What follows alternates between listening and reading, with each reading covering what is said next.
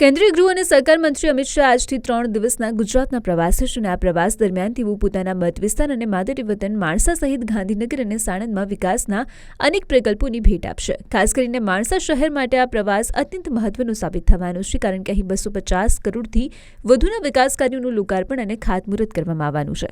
માણસામાં ગૃહમંત્રીના હસ્તે એક અત્યાધુનિક સ્પોર્ટ્સ કોમ્પ્લેક્સનું ઉદઘાટન કરવામાં આવશે, જે સ્થાનિક યુવાનો માટે રમતગમતના નવા દ્વાર ખોલશે. આ ઉપરાંત શહેરી સુવિધાઓમાં વધારો કરતા ભૂગર્ભ ગટર પ્રોજેક્ટ અને નવા ફાયર સ્ટેશનનું પણ લોકાર્પણ કરાશે.